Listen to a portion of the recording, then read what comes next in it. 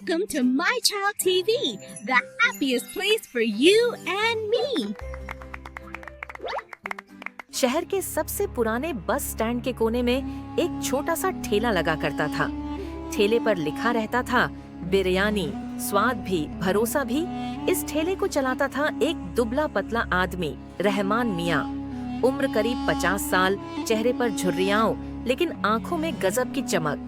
रहमान मियाँ की बिरयानी पूरे इलाके में मशहूर थी, पर उसकी सबसे खास बात थी कीमत। सिर्फ 10 रुपए की एक प्लेट। लोग अक्सर मजाक उड़ाते, अरे भाई, 10 रुपए में कौन सी बिरयानी, जरूर मिलावटी होगी। अरे हाँ भाई, जरूर मिलावट होगी, तभी तो रहमान मियाँ का बिरयानी इतना बिक्री होता है। क्या रहमान मियाँ भाई, सच बोले ना हम? नहीं, मैं कोई मिलावट नहीं करता। करे मेरे दुश्मन, भले मैं क्यों मिलावट करूं। लेकिन जो एक बार खा लेता वो दोबारा जरूर आता। एक दिन बारिश हो रही थी। बस स्टैंड पर भीड़ कम थी। तभी रहमान मियाँ की नजर एक छोटे से लड़के पर पड़ी। फटे कपड़े, भीगा शरीर और आंखों में भूख। रहमान मियाँ ने आवाज दी, ए बेटा, इधर आओ, बिरयानी खाओगे?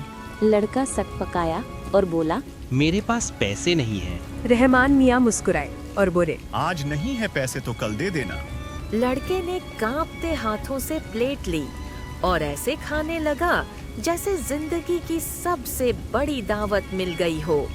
खाते खाते उसकी आंखों से आंसू गिर पड़े। रहमान मियाँ ने पूछा, क्या हुआ, तुम रो क्यों रहे हो? लड़का बोला, 3 दिन बाद पेट भरा है चाचा। उस दिन रहमान मियाँ ने तय कर लिया, जब तक जिंदा रहूंगा कोई भूखा नहीं सोएगा। और उसके अगले दिन बाद सुबह रहमान मियाँ ने अपने ठेले का नाम बदलकर 1 रुपए में भर पेट बिरयानी रख दी। और लोग फिर से मजाक उड़ाने शुरू कर देते हैं। किया रहमान मियाँ भाई, आपने बिरयानी 10 रुपए से सीधे 1 रुपए क्यों रख दिए? बिरयानी में मिलावट करके ज्यादा कमाई हो गया किया। अरे नहीं डॉक्टर साहब, लगता है रहमान मियाँ भाई पागल हो गया है। जो 10 रुपए से सीधे 1 रुपए में बिरयानी दे रहा है, वह भी भरपेट बिरयानी। ये जरूर पागल हो गया है। इनको तो आप ही समझा सकते हो चेक करके। कहीं पागल ना हो गया है रहमान मियाँ भाई। और लोग कई तरह के मजाक उड़ा उड़ा कर चल जाते हैं, लेकिन मियाँ भाई को थोड़ा भी फर्क नहीं पड़ता। लोगों के बातों से हमको कोई लेना देना नहीं है। बस मुझे अपने काम से मतलब है और मुझे अपने काम करने दो। बाकी की तो अल्लाह जाने, किया होगा आगे।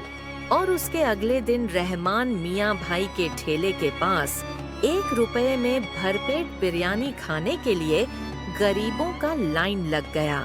और रहमान मियाँ भाई इतना गरीबों को देखकर बहुत खुश हुआ। खाते खाते एक गरीब ने रहमान मियाँ से पूछा, अरे रहमानी मियाँ भाई, आप 10 रुपए से 1 रुपए में बिरयानी क्यों रख दिए हो, वह भी भरपेट? हम जैसे गरीबों के लिए एक दिन के लिए रखे हों या पूरा जीवन भर? तब रहमान मियाँ भाई बोलते हैं, अरे नहीं चाचा, हम तो 10 रुपए से 1 रुपए बिरयानी का दाम रख दिए, ताकि खाने वाला गरीब ना सोचे कि हम भिखारी नहीं है, जो हम उसको पास भीख मानकर खाएंगे। इसलिए हमने 10 रुपए से ज्यादा नहीं, 1 रुपए बिरयानी का दाम रख दिए, वह भी भरपेट। हम चाहते तो भरपेट फ्री में भी खिला सकते थे, लेकिन बहुत सारे गरीब सोचेंगे कि हम भिखारी छोड़ो हैं जो उनके पास फ्री में खाने के लिए जाएंगे। इसलिए हमने सोच समझकर बिरयानी का दाम ज्यादा नहीं 1 रुपए रखे हैं, ताकि गरीब भी खा सके और अमीर भी आकर खा सके। और यह बिरयानी गरीबों के लिए एक दिन के लिए नहीं, बल्कि तुम लोग के लिए जिंदगी भर तक है। जितना दिन तक हम जीवित रहेंगे, आप लोग को खाने का कोई तकलीफ नहीं होगा। और ये बात सुनकर गरीबों को बहुत अच्छा लगा और गरीब ने रहमान मियाँ को आशीर्वाद दिया। जाओ बेटे, मैं तुझे आशीर्वाद देता हूँ। तुम्हारा खोया हुआ सपना एक दिन जरूर पूरा होगा। और सब कोई बिरयानी खाकर चले जाते हैं। तभी फिर से वही भूखा बच्चा आता है रहमान मियाँ भाई के पास और बोलते हैं, चाचा, मैं पढ़ना चाहता हूँ। तभी यह सुनकर रहमान मियाँ भाई बहुत खुश होते हैं और उस गरीब बच्चा को पढ़ने के लिए विदेश भेज देते हैं। 20 साल बाद रहमान मियाँ भाई बहुत बुरे हो जाते हैं। 1 रुपए में भरपेट बिरयानी खिलाते खिलाते तभी एक बुजुर्ग ने पूछा रहमान मियाँ भाई से, रहमान मियाँ भाई, आप तो 20 साल से गरीबों को 1 रुपए में भरपेट बिरयानी देते देते बूढ़े हो गए हो, लेकिन आज तक तुम्हारा परिवार को नहीं देखे हैं और ना ही तुम्हारे बच्चों को देखे हैं और न ही आप कभी भी अपने घर जाते हो। क्यों, आपको अपने पत्नी और बच्चे का थोड़ा भी ख्याल नहीं आता है क्या? तब रहमान मियाँ भाई बोलते हैं, नहीं बेटे, ऐसे बात नहीं है। 20 साल पहले की बात है। मैं, मेरा पत्नी और मेरा राजा बेटा अलाउद्दीन, हम 3 बहुत खुश रहते थे। हम लोग का हैदराबाद में सबसे बड़ा बिरयानी का दुकान था और उस दुकान का नाम था हैदराबाद का मशहूर बिरयानी। जो एक बार खा लेता उसको हर बार खाने का मन करता। एक बार शाम की बात है, मैं अपनी बीवी से बोला, तुम और अलाउद्दीन दुकान में रहो, हम बाजारों से जाकर कुछ सब्जियां खरीद कर लाता हूं। और जैसे ही मैं घर से बाहर निकला, अचानक दुकान में शॉर्ट सर्किट होने के कारण घर में आग लग गया और मेरा बच्चा, बीवी, सपना, पैसे, घर सब जलकर राख हो गया एक ही झटके में। उस दिन से हम अकेला हो गए और बस स्टैंड के कोने में ठेला लगाए करते हैं। तभी उसका बेटे पीछे से आ जाते हैं विदेश से पढ़ाई करके और बोलते हैं, चाचा, मैं पढ़ाई करके आ गया और इंजीनियर भी बन गया। आप नहीं होते तो शायद मैं गरीब का गरीब बच्चा ही रहता और आज के बाद आपको ये ठेला लगाकर बिरयानी बेचने का कोई जरूरत नहीं है। और यह सुनकर रहमान मियाँ बहुत खुश हो जाते हैं और बोलते हैं, आज समझ आया 1 रुपए की कीमत क्या होती है। कभी कभी छोटी सी दया किसी की पूरी जिंदगी बदल देती है। तो दोस्तों, कैसी लगी हमारे 2D कार्टून वीडियो? अगर अच्छा लगे तो हमारे वीडियो को एक लाइक कर देना और प्यारा सा कमेंट कर देना और हाँ, सब्सक्राइब जरूर कर लेना। इसी तरह के मजेदार 2D कार्टून वीडियो देखने के लिए धन्यवाद।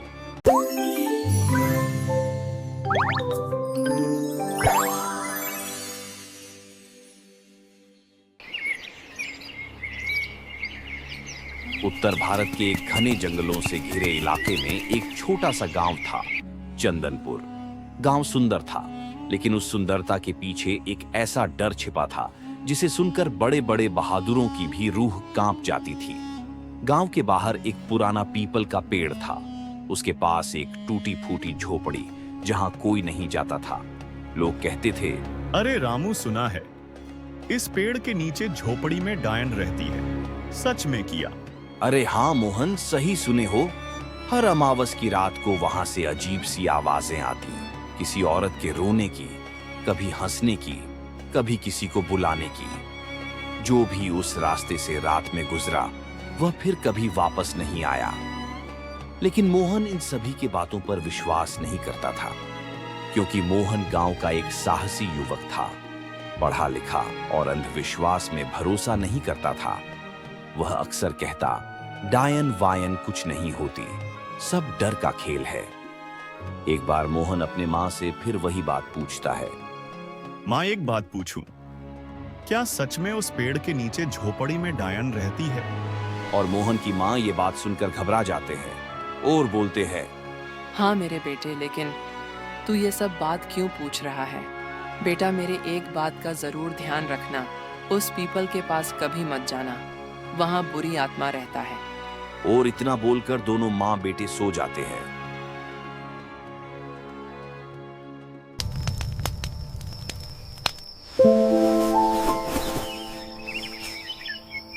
सुबह होते ही गांव की राधा नाम की लड़की अचानक गायब हो गई और शाम ढलने से पहले आखिरी बार उसे पीपल की बैठक की ओर जाते देखा गया था। पूरे गांव में हड़कंप मच गया और लोग एक दूसरे से बात कर रहे होते और बोलते, आखिर राधा कहाँ गई? लेकिन मोहन किसी से बात नहीं कर रहे होते और वह अकेले ही रहकर मन ही मन सोच रहा था। क्या सच उस पेड़ के पास झोपड़ी में बुरी आत्मा डायन रहती है? मोहन ने ठान लिया, मैं तो सच पता करके ही रहूंगा। अमावस की रात जब पूरा गांव सो गया, मोहन लालटेन लेकर उस पीपल की ओर चला। जैसे ही वह झोपड़ी के पास पहुंचा, किसी ने उसका नाम लिया। मोहन। उसकी रूह कांप गई और झोपड़ी के अंदर से एक औरत निकली। उलझे हुए लंबे बाल, उलटी लटकी हुई हरे रंग का पांव, लाल चमकती आंखें। डायन बोली, तू भी मुझे मारने आया है? मोहन ने हिम्मत जुटाकर पूछा। तू कौन है? डायन रो पड़ी। अरे तू रो क्यों रही है? मुझे बताओ, मैं तुम्हारा मदद करूंगा। लेकिन तुम बेकसूरों को क्यों गायब कर रही है? डायन बोली, तुम अच्छे और समझदार लगते हो। बताता हूँ, सब बताता हूँ। मैं क्यों बेकसूरों को गायब कर रहा हूँ। मेरा नाम सरस्वती था और मैं चंदनपुर का रहने वाली थी। सालों पहले गांव वालों ने मुझे झूठे इल्जाम लगा दिया था। बसंती नाम के औरत को बच्चा हो रही थी। अरे बसंती, और थोड़ा समय लगेगा। किसी तरह तो बसंती माँ बन गई, लेकिन उसका बच्ची इस दुनिया छोड़कर चल गई। और गांव वाले ने पंचायत बैठाकर मुझे जबरदस्ती दोषी ठहरा दिया। हाँ हाँ, ये बुढ़िया डायन है। इसी ने इस बच्चे का जान लिया है। इनको सजा दो। हाँ हाँ, सजा दो। हाँ हाँ, सजा दो। और ये लोग मुझे जबरदस्ती दोषी ठहराकर सजा दे दिया, वो भी बहुत तड़पने वाला। जिंदा जला दिया इन लोगों ने मुझे, और आग में तड़प तड़प के बोलती रही, मुझे छोड़ दो, मैं निर्दोष हूँ। लेकिन उस दरनिंदों ने मेरा एक भी बात नहीं सुनी और मैं जलकर राख हो गई। और मुझे अभी तक आत्मा का शांति नहीं मिला है। और मोहन को उस डायन की बात सब समझ आ गया और उसके अगले दिन फिर से उसी जगह पर पंचायत बिठाया और मोहन उस गांव वाले को सब बात बताया। सुनो गांव वाले, सालों पहले जो बुढ़िया को आप लोगों ने जबरदस्ती डायन दोषी ठहराकर उसे आग लगा दिए थे, वह बुढ़िया डायन नहीं थी, निर्दोष थी।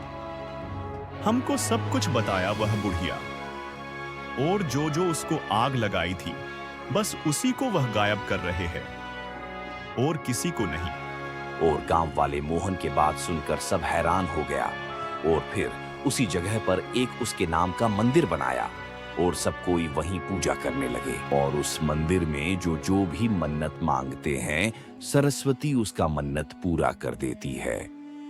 और उस पेड़ और झोपड़ी आग लगकर भस्म हो गया